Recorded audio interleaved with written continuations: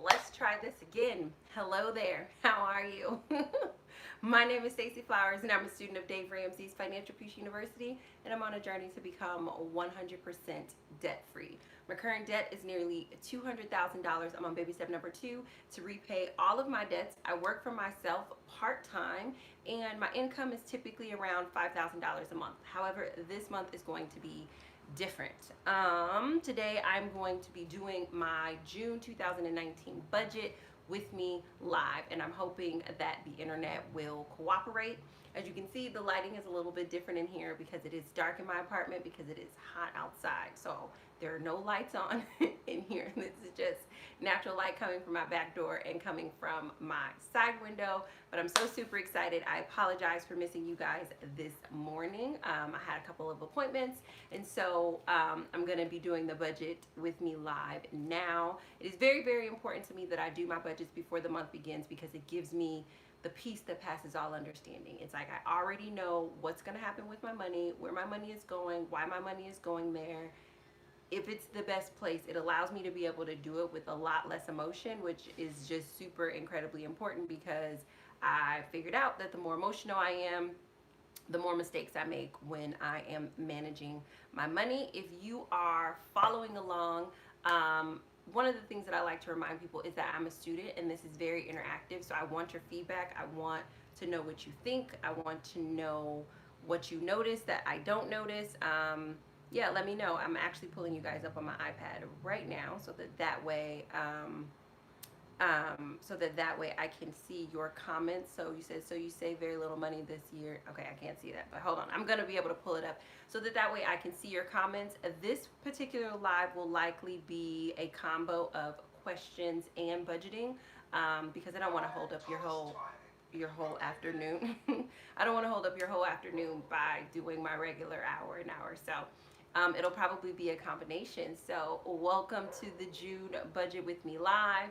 I have my water, I have my budget forms. I'm using the same 3 budget forms that I always use. If you want those budget forms, there is a link in my description box, so you can just grab those out of the description box. But I do the quick start budget first. This is all about telling my figuring out what my money is doing.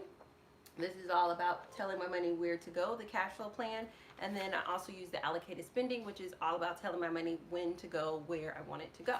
So I'm going to be doing all 3 of those. Interesting things this month that I'm going to make a note of. I think the most interesting thing this month is that my income is significantly less than what it normally is. So I think for the last 4 months, I've been averaging about $5,000. And this coming month for June, my income is going to be $2,235.30. So obviously you'll see a difference in how I budget because my income is less than what it was before.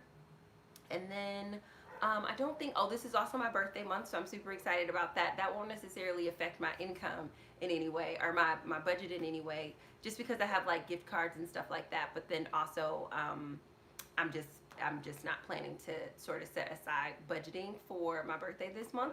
I'm trying to think, but it is my birthday month and I do plan on doing something awesome probably every single day because it's my birthday. And I usually celebrate my birthday for like a week or a month.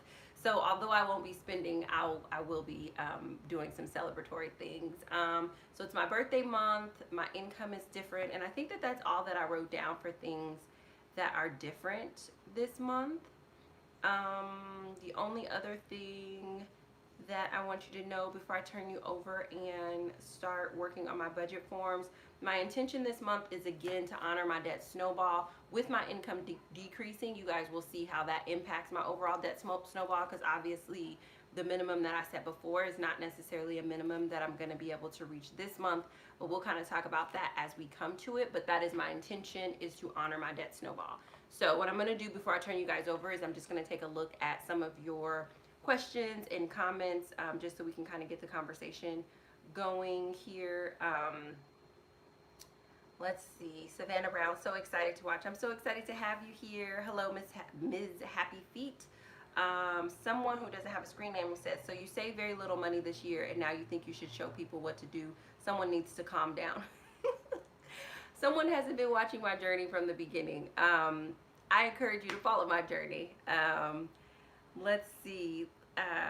Reba Drake said, "Keep up the good work, honey." Thank you so much. I appreciate that. So it doesn't look like there are um, many comments. I'm gonna go out and come back in just to make sure, and then I'm gonna throw you guys over so that way you guys can see what I do with my budget this month. All right, so comments are good. Okay, so now I'm gonna turn you guys around. KG65 6559 said, "Is there a reason your income is significantly less?" Yes, I think it's because, and I guess I can talk about that a little bit before I turn you guys over. So the reason my income is significantly less is because my business is scaling. And in order for me to sort of make that, so you guys know that I kind of have parameters around my company. I want to run my company part-time. There's only like so many things that I can offer in terms of products and services. And so as we're transitioning into the third quarter, can you guys believe that? Like, we're already in the third quarter? Mind blown. So as we're transitioning in the third quarter, in order to make room for me to really think through scaling my company and scaling some of the ways that I earn money, I did not have the hours to be able to put in towards the regular stuff that I would do. So what I would normally be doing in the month, I wasn't able to do that in terms of like revenue generating activities. So, but that was, I think that for me, like, even though that's a very dramatic drop, for me, it was something that I was prepared for, because I was just like, I'm scaling this month. So in me knowing that I'm scaling in preparation to expand my business in the third quarter, I knew that there was just going to be a little bit of a dip in my income, because I just wouldn't have the time or the capacity to focus on what I normally do when I'm making, making sales and generating revenue. So that's the big thing. But also, to that point, last month I was really able to get some clarity around finding the resolve with like all of these emotions that I've been having, and coming on when I'm talking to you guys and realizing that I'm confusing some of my business, financial burdens, fears, anxiety with my overall personal finance journey. And I actually was on a podcast, and after the podcast, she's an amazing person in the community. She sort of just talked to me maybe for like another 30-45 minutes, and she just gave me some really great insights. And one of the things that she helped me to realize was that, one, I wasn't honoring some of the stuff that I originally said that I was going to do to prepare for how I was feeling. So for example, like decorating, socializing, stuff like that. Like, she helped me to understand that, like, originally when I had made those decisions at the beginning of the year before the income started to come in, that, I made that decision for a reason, and I probably made it so that it could help me with the stress that you guys were watching me express in these last couple of videos. So that was one thing that was brought to my attention. And then another thing that was brought to my attention is that, as much as I feel and think that in order to in order to continue on this personal finance journey, I have to share the business finance journey. Someone else who's in the community helped me to realize, like, no, like, there's no obligation to share the business side of things. There's really only the respect and the expectation for the personal side of things, and that it's sort of my responsibility to shake that out before I come online. And then whatever I want to tell you guys about my business, I can.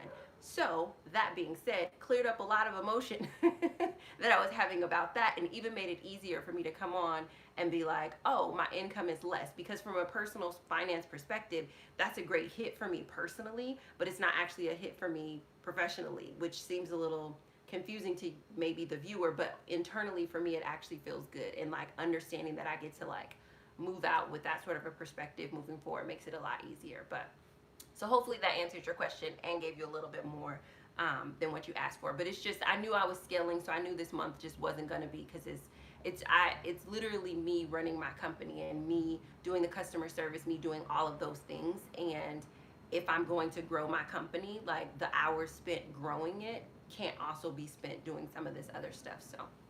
So that's why. Natasha C said, with fluctuating income, is it difficult to budget for a slower month? Not really. This is my first slow month that I've experienced. So I've had consistent, so my highest earning month this year was January, where it was 9,000. And then from January until this month, it's been somewhere between 4 to 6,000. So averaging about $5,000 a month. So not really.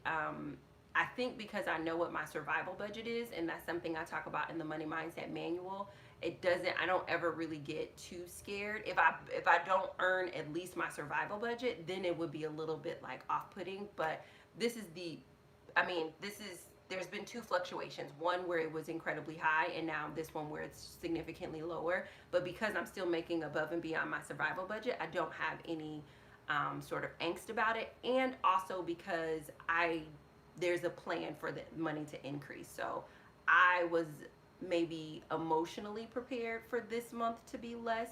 Probably not really financially prepared for it because there's not like a savings to be able to cover the difference. But um, because I know that because I know that this was just the price to pay in order to be able to grow my business in the way that I wanted to. Like, I'm totally fine with it. I don't feel too stressed about it. But I do think maybe in the future, I don't know. I don't think I would have done anything different even in the future. But yeah, great question. Let's see. Miss Happy Feet, I'm preparing a calendar for June. I really want to join your coaching. That would be amazing. Joining coaching will be open. I'm hoping to keep it open until the end of the week. It really just depends. I have a couple of contracts, and the challenge with keeping coaching open is that there's stuff that I want to mail you guys. But if I'm not in town, then you won't get the stuff I want to mail you before I'm talking about this stuff. So hopefully at the end of this weekend, I will know what's going on, and I'll know whether or not I'm going to close coaching probably like Monday or Tuesday. What happens? Hello, I was just talking about you earlier, how you helped me get my life together. About the budget. Natasha C said, thanks, Stacey. Survival budget. Is there a video I can learn about this? No, I talk about it in the Money Mindset Manual, but I haven't talked about it just on my channel. But maybe I'll do a video about that, since this is a drop in my income. And that will probably be a question that a lot of people in the community will have. Maybe I'll just do a separate aside video about it. But essentially, it's just the budget that I know that I need in order to be able to survive. It's the minimum dollar amount. And it's just something as an entrepreneur that I keep in the back of my mind, so that I make sure that no matter what, my income doesn't fall below that.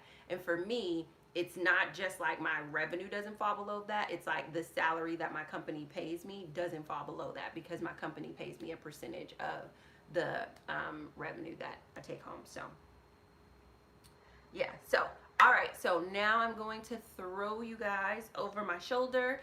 You can continue to ask questions. Again, I'm going to answer questions throughout, and we are going to get working on my June budget. Shout out to Neutrogena and this rose water that I've been using on my skin, because my skin looks great, and that's awesome that my skin looks great. But it's like, it's even more awesome because it's like the summertime, and you know, like Chicago's been really, really cold. So you had no idea that like you're not going to be able to wear makeup this summer is all I'm saying, because it's super hot. So shout out to the products that keep my skin clear. Sorry, got you guys turned over.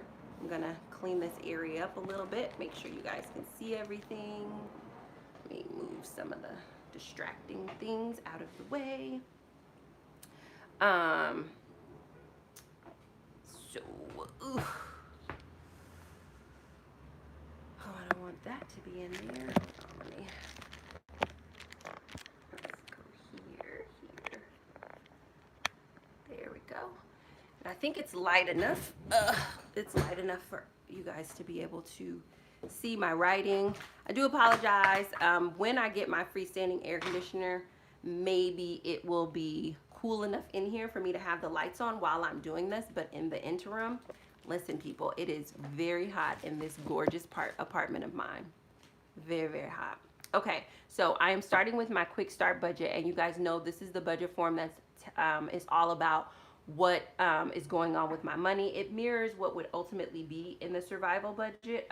There's only a few small tweaks that I make when I'm doing it in the Money Mindset Manual, but as I mentioned before, my income is going to be $2,235 this month. So you guys know that I pay 10% to tithes, and so that amount for my tithes will be, just trying to get that little piece of plastic off there because it's bothering me. That will be $220 for my tithes. And then you guys also know that I pay 10% to child support. Often people ask me, is this court ordered? It is not. It is what I choose to pay for my financial responsibility for my amazing, incredible, super fantastic, spectacular son. My emergency fund is fully funded, and I'm not adding anything else to my emergency fund. My rent. So this has been an issue, right, for the last couple of months, me trying to figure it out. And I had made mention that my rent went up to 930. So that's in part that's true a little bit, but not 100% true. My income actually went up to 894. So I believe it used to be 847, and then it went up to 894. The 930 that I'm going to put here is because now they have bundled my second gas into my rent. So that's why it's such a significant boost. And you guys will notice in the utility section that I don't have that utility expense anymore because now it's bundled with my rent. But my actual rent increase is $894. You guys don't even understand. Like, I was on top of my finances this month. I was like, everybody's gonna break everything down to me like I'm a 5-year-old. I'm not getting off the phone unless I completely understand what and why I'm paying for what and what I'm paying for. And it's interesting. I should have been that, in serious about it before, but I think I just was so overwhelmed emotionally, not really wrapping my mind around like my business finances versus my personal finances, that I just didn't have the stamina to do it. But I'm grateful for the understanding that I have now. So that 930 is the 894 plus the whatever the built-in cost for my second gas. So bringing that total there, my renter's insurance remains the same at $575. So 930 plus 575 equals 935.75. My electricity, I was able to get on the phone with them and talk to them. My actual electricity bill is not $25, it's $23. So I'm going to put that in there as $23, not as $25. I'm on the budget. Everything is cleared. This will come out as $23 this month. My gas is actually $25 on the budget plan. And then you guys know that I moved my cell phone bill of $35.82 to my business finances coming out. And then my internet has always come out of my business finances. So if you have been following the journey, you'll see that there are two utility expenses that are missing that used to be here. And that is the second gas that I used to pay, and then my phone bill that I used to pay. So it's dropped a little bit. Which I'm grateful for that, because every little bit counts. So now my new utility expense total is $48. For groceries this month, because I am working with a smaller budget, and because I don't have to buy my protein powder, which I believe is like $40. I don't have to buy protein powder this month. I'm going to give myself a grocery budget of $100. And again, this is only because I am intentionally scaling back with regards to the fact that my income is much less. So I'm going to give myself $100 there. I'm not going to do anything for clothing. Oh, and other very exciting, not related to my budget, but very exciting news. My son got his first job, and he is so excited. Like, he's thrilled with his job. So I'm so super excited about him being able to earn his own money. You guys know, for transportation, I give myself $50. So I'm going to keep that at 50. I'm going to keep that at 50. So that's that. The other thing that I haven't had on here in a while is life insurance. The life insurance policy that I'm getting is actually, originally it was quoted at $15, but it's $26 after everything. And for the amount, this is a term life insurance policy that I'm really happy and comfortable with, and it's going to be for $26. My health coverage a month is $150, and then I don't have disability, I don't have child care sitter. I'm not going to build anything in for entertainment costs. So that total is 100. This total is 440. I'm just circling the totals just to make it a little easier for you to see that. And then 26 plus 150. The primary reason why I'm not setting money aside for my birthday is because I actually have already begun to receive gifts for my birthday, both monetary gifts and like actual gifts in the mail. And so for that reason, I don't have to budget it here, because, like, let's just say, and I'm not saying people are going to keep sending me stuff. But if no one sends me anything else of what I've received so far in monetary gifts and personal gifts, it's enough for me to be able to enjoy my birthday. So that's one of the reasons why I'm not doing any budgeting for my birthday, and also the reason that I'm not going to add that birthday money to this budgeting form is because I just don't want to have to think about what I'm going to do with my birthday money. I want to be completely frivolous and ridiculous with it. And the best way for me to be frivolous and ridiculous with my birthday money is for me to not write it down. And I'm intentionally doing that because it's birthday money or gifts. This is what my quick start budget looks like. So I'm going to add up all these categories just to see what the total is and then what I have left over for disposable income this month.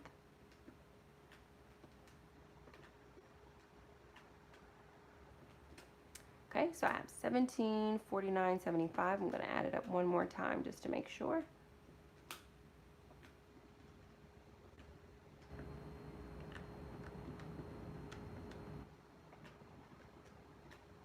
Yep. So the total is 1749.75. This is essentially the total for my 4 walls for the month of June.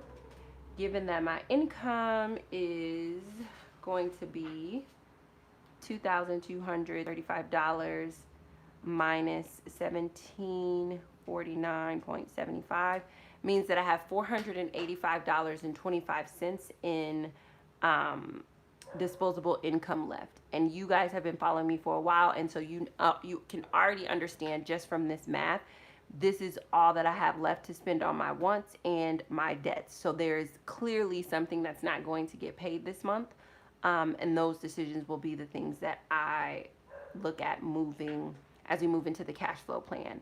But before we go there, does anybody have any questions about the quick start budget or any of the numbers that you see here? She said, I can barely hear you. I have my volume up all the way. I'll take out my charger and see if that makes a difference. Does anybody have any questions? Emma Catherine said, do you tithe off your gifts? No, I do not. I only tithe off my income. Cloverly said, I can hear you just fine. Okay, great. So it doesn't look like I have any questions. If there are no questions, I'm going to move on to the cash flow plan. I know for many of you guys have probably already completed your budget because we're so used to doing this in the morning. So I do apologize for doing it so late. So late. Okay, so this is my quick start budget. Now I'm going to move over to my cash flow plan. Blue Gypsy said you have no phone. I had made mention that my phone expense is now going to be taken out of my business account. So the reason that you don't see my phone expense here anymore is because it's going to become a business expense. But great question. Peggy Lynn said, when is your birthday? My birthday is June 8th. I am so excited. I'm so ready and excited for this birthday. I think that I'm always excited for my birthday, but I feel like because I am doing so well financially, I think that it gives me so much more excitement about like getting older and like hitting this milestone. So I'm so super excited. But yes, June 8th is my birthday. June 8th is my birthday. So now I'm going to do my cash flow plan. Deb 8998 said, glad your utilities are straightened out. Yeah, me too. They were stressing me out, man. Like, this is the reason why I say like money is so emotional, because it's just like now that I don't have all that emotion in there, I'm totally fine. I'm like, yeah, this is this cost, this is this cost. Like, you guys, I don't know if you guys can tell, but I certainly can feel the difference in my emotion. But it's just like when you can figure out what's making you emotional and you can resolve for that, my goodness, do you feel better? Like, it just makes the numbers simple. And I I was so overwhelmed emotionally that even straightening out those utilities was like giving me a headache and bringing me to tears and all this very dramatic stuff. But I'm very happy that I made it through that, and now we're in a much better place. Peggy Lynn said older. That's hilarious. Yeah, like I know. I mean, no. I feel incredibly young too, but I mean, it's a year older. But like, I think in years past, I think because I became a mom so young, I never felt my age. I always felt like I was older than what I actually was, or I had to act older than what I actually was. And I think for the first time in my life, I feel my actual age, like body, mind, spirit alignment of my actual age. And so that's all I mean by getting older. I feel incredibly young. Like, I'm not somebody who's like, oh no, I'm almost like, no. I feel really young, but I just am really appreciating aging at this with this sort of thing in my life.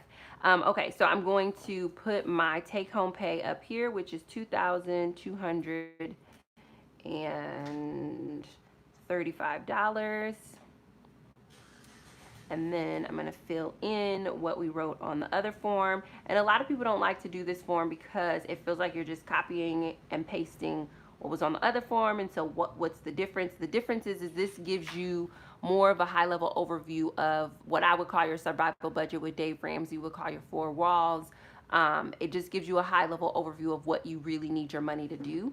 This tells your money where to go in all the other categories. Like, I haven't talked about laundry, I haven't talked about pocket money, I haven't talked about my gym membership, I haven't talked about my debts. So this is the cash flow plan, tells your money where to go. So it's super, super important. Callie Babe 7 said, I'm new to budgeting. Where'd you get your forms? I got them from Dave Ramsey's Financial Peace University program, and you can get access to them. There's a link in my description box, and you can just get access through there.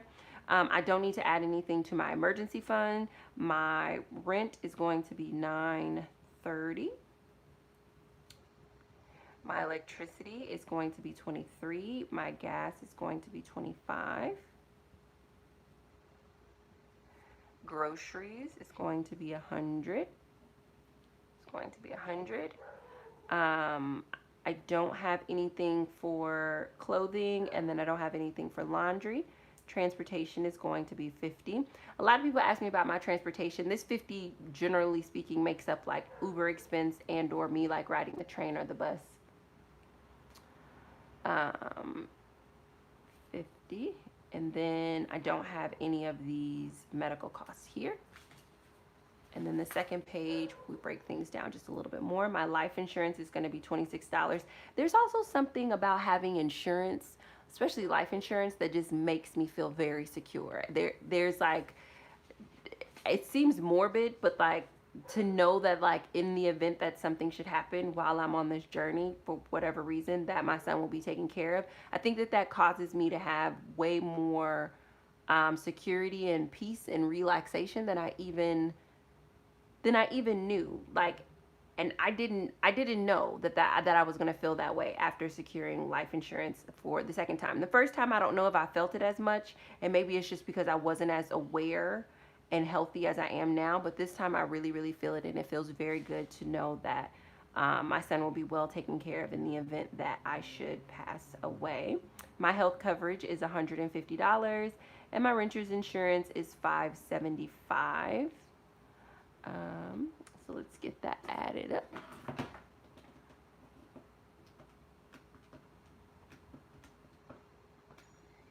Okay, that is $181.75. So now we come to the part in the cash flow plan where essentially I really need to think through what, if anything, I'm going to pay. So I will come over to the personal stuff, what wants are coming out regardless. And so I'm going to go to therapy once this month. Oh, maybe also somebody had asked the question, why my income decreased. I will say it's definitely because my business was scaling, but also at the beginning of May, like I was not in a good space mentally, because I was temporarily relocated out of my home, and that really shook me. And so there was sort of a loss of a loss of work in some regards, a loss of like maybe what I could have done during that time, because it took me a little bit to sort of recover from that. But mostly it's just because I was scaling. But there is some part I probably could have earned just a little bit more had I not lost that week just to being some of my PTSD symptoms being triggered. But I'm going to go to therapy once this month. That's going to be 70. My son's college prep is going to come out because that is a priority for me. And that is 100. I am also going to do my gym membership so that I can maintain that. I will not do my personal trainer this month because it's not in the budget. And I may also skip pocket money because it's not in the because I can just sort of use what I've been getting in birthday gifts as opposed to giving myself pocket money. So those are the only expenses that will come out this month for my wants. It's therapy, college prep, and my gym membership. So $49.99, 100 plus therapy. So $219.99. So I am just going to add this up just to see how much is left. So 2235 minus, and what you guys see me doing here is I'm working to get my numbers to equal 0. So minus, I definitely put that in there once.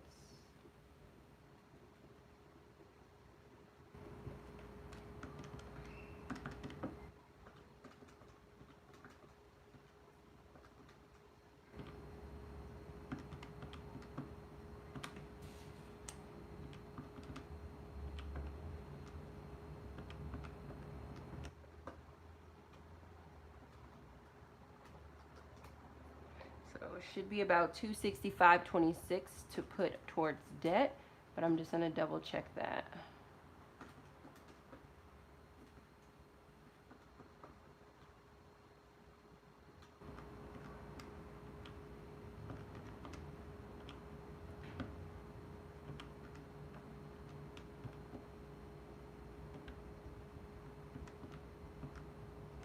That can't be right because I feel like I'm missing something.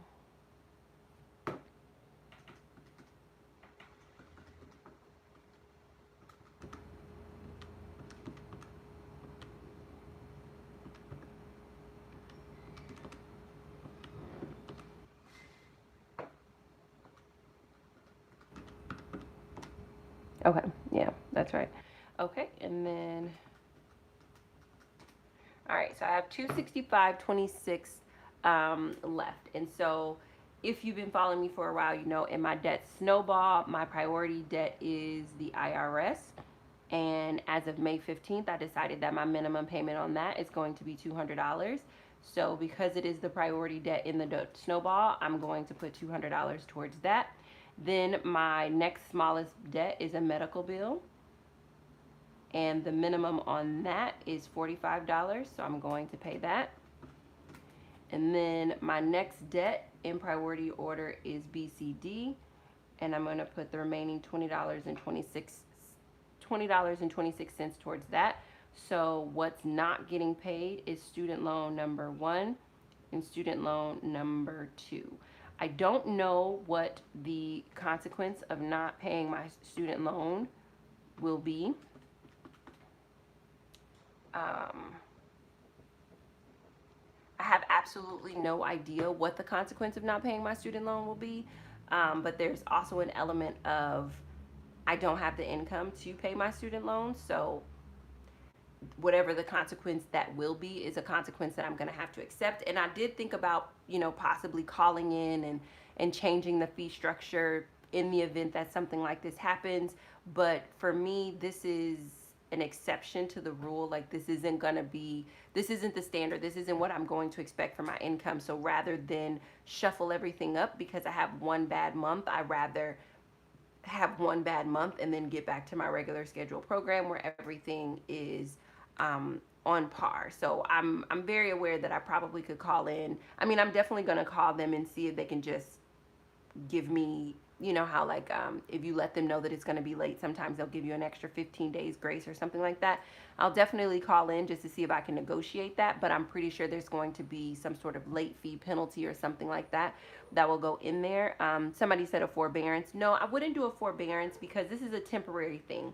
Like, although it's a significant drop in my income, it's temporary. It's likely going to be for this 1 month, and then the remaining months will go right back up. So I believe for forbearance, it needs to be something that's a little bit, like there needs to be a reason, like loss of job, loss of income, medical, something like that. I'm not for sure, but again, it's not something that I feel like is a wise investment of my time to even figure it out, because I feel like most of this is going to shake out in the wash next month when my income is back to where it normally is.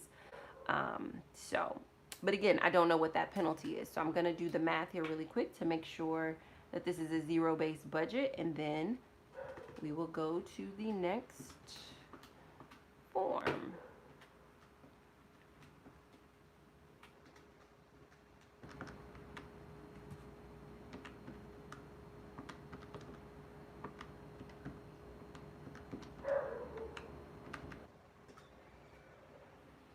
Okay. It is a 0, and that is awesome. And it's 0 with the exception. So if I was doing my regular budget, or what would the other expenses that I didn't include, my trainer would have been $400. My student loan 1 is $655, and then student loan 2 is $1,000. So I feel like that's not enough. Is that enough? Okay, so I'm about $2,055 short of what I would normally be spending this month. So just in case you were wondering. So any questions about the monthly cash flow plan? Let's see. Said you would pay more interest. Okay. I'm thinking that it'll probably be more interest. I'm thinking there'll be some sort of late fee involved, which is unfortunate, but Portia T said, are you on an income-based repayment plan for your student loans? No, I'm just on the regular. And even, honestly, I think if I did the income-based repayment plan, they would get my last 3 months of income and see that I'm making $5,000 a month. And I don't know if making $5,000 a month would result in me having a significantly less monthly payment, but I also don't want a lower monthly payment, because the amount of interest, my student loans gain about $80 each day in interest. And so even if they were to put me on a payment plan where I'm only paying $500 a month, it's like that. Let me see. 80 times 31. Is that what that is? No, that's not right. How much is it? I did a video. I thought it was $80 a day, but that's not. Is it? Dang it. I did a video, but that number doesn't sound right when I do 80 times 30. I'm sure it's not gaining $2,400 a month in interest. But I can't remember. I wonder, man, there's a video where I did my updated debt snowball where I figured out how much money my student loan gains a day. I feel like it's like $800. So maybe it's like a day my student loan puts on like $25 or $30 or something like that. Because I know total a month my student loans gain about $800 a month. Maybe that's where I'm getting my 8 from. Total a month my student loans add an additional $800 back to my student loan balance. So let's just say they gave me an income-based payment of $500. Even though I'm technically making my payments on time, I'm not making any progress with my student loans. So it's not valuable to me to go on an income-based payment so that psychologically I can feel like I'm making payments, when in reality I'm not even covering my monthly interest. And so normally, for the last 3 months, I paid my student loans with no problem. This is a month where there's a problem, and obviously there'll be a difference in what I do next month to be able to earn, enough money to be able to get back on track. But again, it's just not valuable for me to be on an income based where in theory I'm making payments, but in reality I'm not touching my principal in any way, shape, or form. I'd rather take this 1 month penalty, whatever it will be, than to go through the application process, get a lower amount, and then trick myself psychologically into believing I'm moving the needle when I'm not. Um, Texas gal said for income based, they do annually based upon your last tax return. So yeah, even and especially if they did my last tax return, my monthly payment would probably be less than $200, which would really mean I'm not making any progress on my student loan. So it's just that's not a valuable, that's not a wise decision for me, given what my actual goal is. It'll be a competing activity toward of my goal. So KG 6559, I think this month is a good month to put some things back into perspective for you as far as trimming your budget back to the bare minimum. Consider keeping things bare next month. I won't keep things bare next month. Next month the only thing that would be the trimming would be my personal trainer, but I'm not going to not keep going to my personal trainer. And yeah, that's literally the personal trainer, and I think $100 worth of food is the only thing that you're seeing a trimming on. So there's a $500 trimming, which is significant, and I get that that's $500 that I could be putting towards my debt.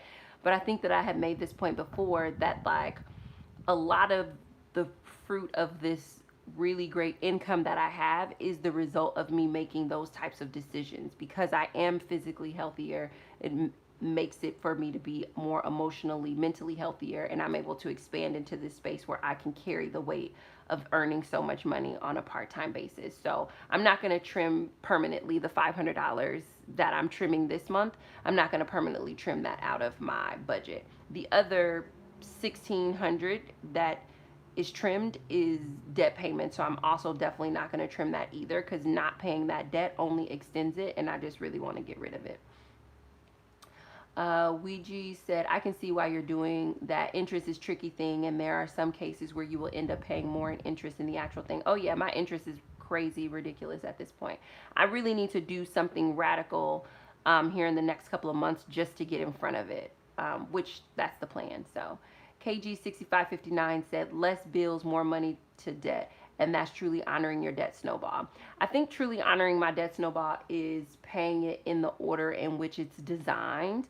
I think that if I would have been a typical student of Dave Ramsey's Financial Peace University program, and my income would have been what the average person's income is when they start a job, and I would have increased my income from $800 to $2,235, and I would have been paying on things this month, I don't think anybody would have any qualms with what I was doing. But I think because people see me investing in my mental and emotional health, they like to point that out and say, oh, you're not honoring your debt snowball. But I am. Up and until this month, I was putting 40% or more of my income towards it. I don't think there's a better way to honor your debt snowball than to be putting nearly half your income on it. So Christina Daughtery said, would you consider using emergency fund to pay lower loan and then replace it? Then you only have penalty on one of them if that's a penalty. I'm not for sure. I never thought about that. I don't know if that's an emergency though. You guys tell me. I would love to know what you guys think. Press 1 if my income being lower this month is considered an emergency, and therefore I get to use my emergency fund to at least pay the minimum payment on my lower student loan. And then press 2 if it's not an emergency and I just need to take the penalty. Because I didn't even think about that, but that's a great question. So press 1 if this is an emergency, and press 2 if it's not an emergency. Portia T said, right, they are based on your payment. They base your payments off your annual tax return. You could get obligated for a lower payment but pay more. Yeah. Oh, gotcha. See, mindset. Yeah, Portia T said, see, it's mindset. Yes, 100% the mindset thing. Unique Roan said, can you divulge information on the life insurance that you chose? I'd rather not, because I don't want people to know how much my son would inherit in death. Yeah, I'd rather not, but it's generous enough for him to do well in life. I will say it's a term policy versus a whole life policy. So shy, I think. You can always pay more with income-based payment. You can pay regular if you want. If you don't pay, yeah, I know that. I know I can always pay more, but I'll probably be like the average human being, and I'll be like, oh, this is the minimum. This is all I'm paying. Just like I can pay more on my IRS, but all I'm paying is the minimum, right? So it's just like psychologically, from how Portia T was saying, like from a mindset perspective, if they tell me all I have to pay is 500, I'm gonna pay 500. If I know my minimum is 1,600, I'm gonna feel that pressure and I'm gonna do the work to live up to the $1,600 minimum. But so it looks like majority is saying that's 2. It's definitely not an emergency with most of the 2s.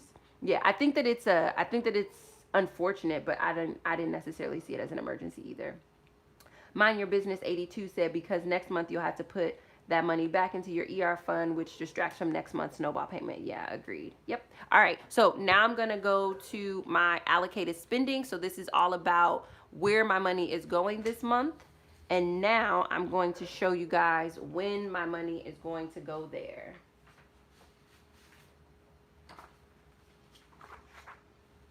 And I like paying myself in 2 payments. And I think that that's more so habit than anything else, because it's awesome. It's awesome psychologically to just get paid once because you just don't make as many decisions. But it's more, I'm so used to getting paid twice, and it allows me to do this allocated spending, which to me, this is the most important form of the whole entire budgeting process, because it's literally when you tell your money, like where you tell your money when to go, where it's going to go. So I'm gonna give myself $1,117.50 on June 1st.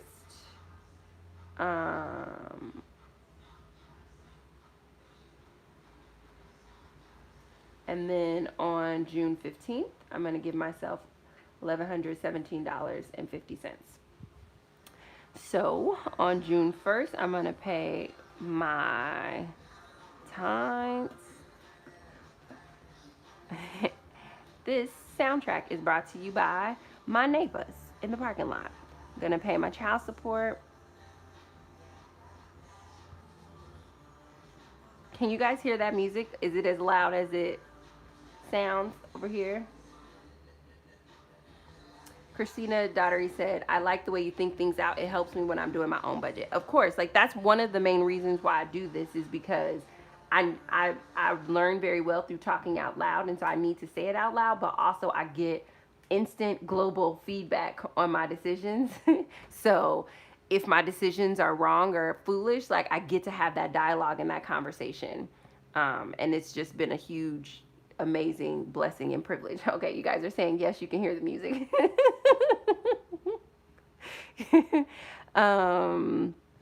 So okay, so I have $677 left. So I usually pay my rent at the end of the month. I will pay my electricity, comes out at the end of the month. Gas comes out at the end of the month as well. So don't have that. And it's the summertime, you guys. You know the summer soundtracks. Like everybody, like this is one of the first really beautiful days here in Chicago. It's not too hot, it's not too cold. It's like the sun is beaming, but the wind is refreshing. So like everybody is out enjoying themselves, and it's completely amazing. So I am not complaining at all. I love it. I'll do my groceries. And so what I love about the allocated spending is that when you do this, you start with the amount and then you subtract along the way, so you can really see how your expenses go down along the way, which is really nice. Excuse me, how your balance goes down along the way. I'll do 25 of my for the first 2 weeks.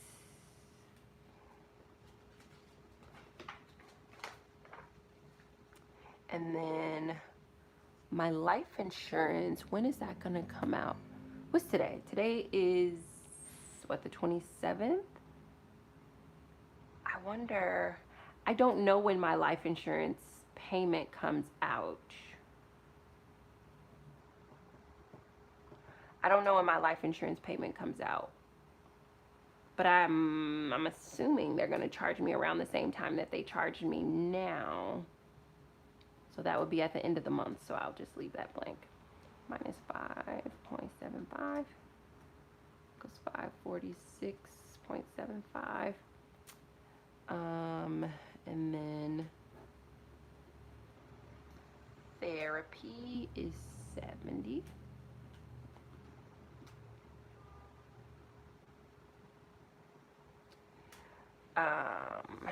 Then what else do I have in my personal? College prep and my gym membership comes out at the end of the month. I will, so that's that. I will quickly pay my IRS bill at the beginning.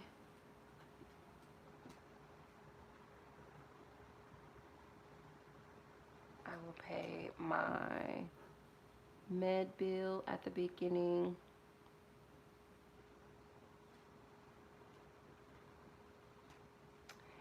And I will pay my BCD at the beginning.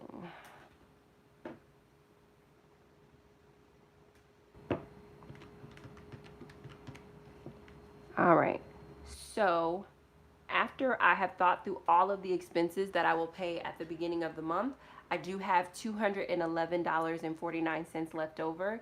And so what I learned from an amazing subscriber is that this amount becomes like, this amount is what's going to be left in my checking account. So like when you're doing the allocated spending, one of the mistakes I made in the beginning was thinking that each line had to equal 0. And that caused a lot of unnecessary stress because each line doesn't have to equal 0. If you have money that's left over, that remaining balance, what you do to keep your numbers to come out to what they're supposed to is you essentially add this balance to this total so it can reflect what is actually in your checking account at that time. So for example, this 211.49 that will be left over when I then deposit this $1,117.50, then this new balance of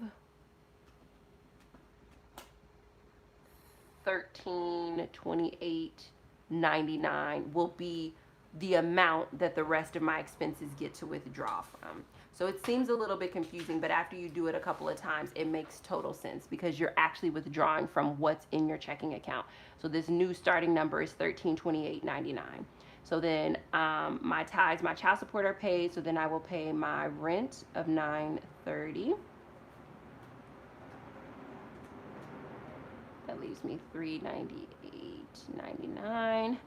Then I will pay my, oops, it's just right to my 25. I'll pay my electricity bill. Then I will pay my gas.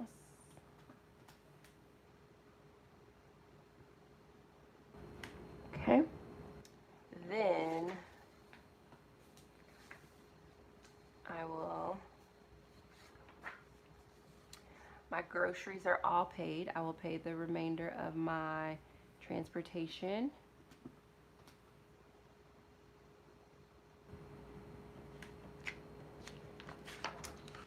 Then I will pay my life insurance.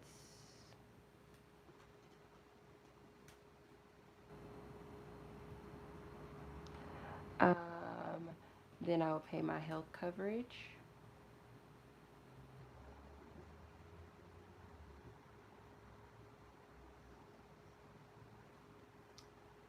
And then I will pay my gym fee.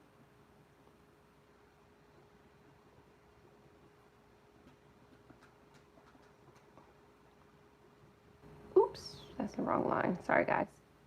$49.99 leaves $100, and then I'll pay college prep.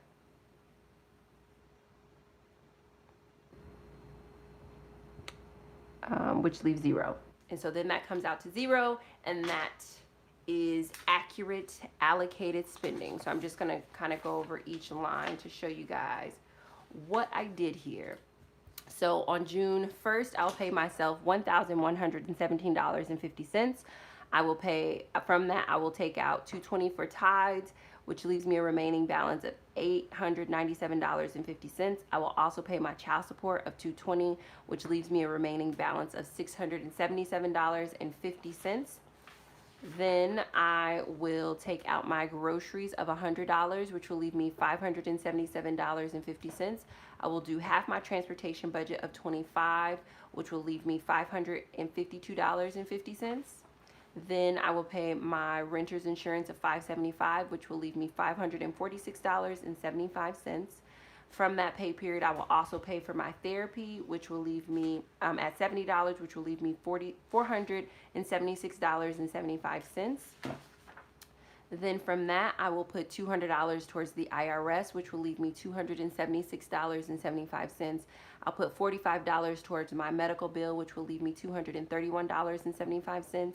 Then I will pay $20 toward $20.26, pardon me, towards BCD, which will leave me $211.49. That will be remaining in my checking account, and I will add that amount to the payment of the salary that I'll give myself on the 15th, which is $1,117.50, bringing me to a total of $1,328.99. From that, I will pay my rent of $930, leaving me $398.99. I will then pay my electricity of $23, leaving me $375.95. Then I'll pay my gas of $25, leaving me $350.99. Then I will pay the remainder of my transportation, leaving me $325.99. Then I will pay my life insurance at $26, leaving me $299.99. Then I will pay my health coverage of $150, leaving me $149.99. Then I will pay my gym membership fee of $49.99, leaving me $100. Then I will pay for college prep, leaving me at $0. And that is my allocated spending. So I'm gonna flip you guys back over and chat with you for a bit, answer any questions that you may have, but also just do some general chatting.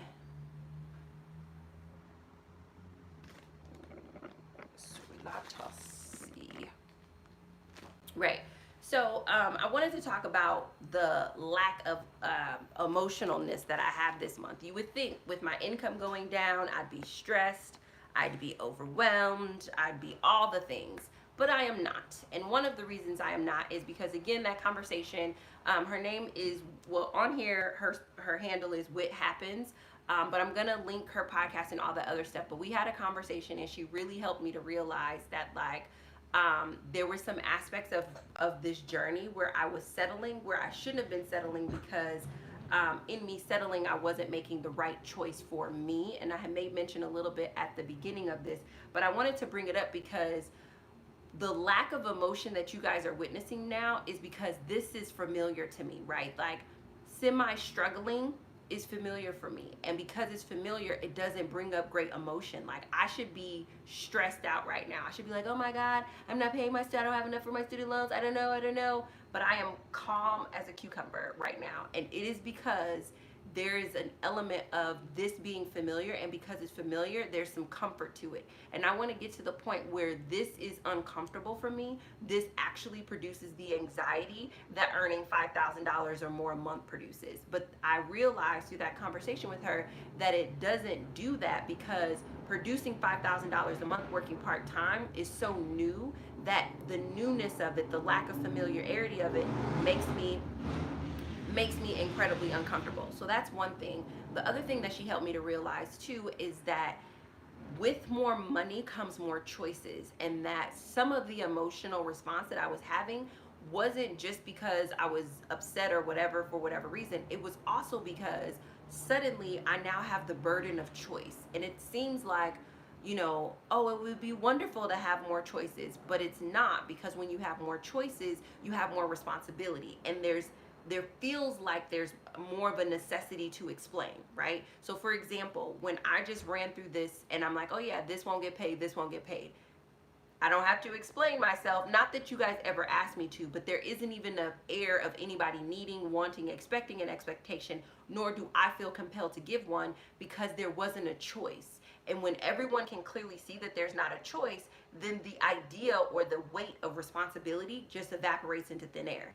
But when I make more, I have the weight of all of those choices. I have the weight of all of that responsibility. And with that responsibility comes this idea and this feeling of like, oh, I have to explain this decision. So, for example, something that comes up often is personal training. It's just like, even though I've been very clear that this is just a part of me continuing to invest in myself, it's still something that comes up. And when I have the choice to do it, because it's a choice, it feels like there's this obligation to explain it.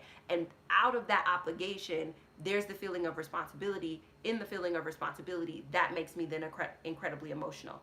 Teasing that out with wit was game changing for me because I didn't realize that my emotional response, it wasn't about you guys, it wasn't even about me, it was about the level of discomfort, generally speaking, with the weight of this level of choices. And I feel it because it is my choice. So like, for example, this month if my student loans doesn't get paid, it's like it's some other magical person's responsibility. In reality, it's my responsibility.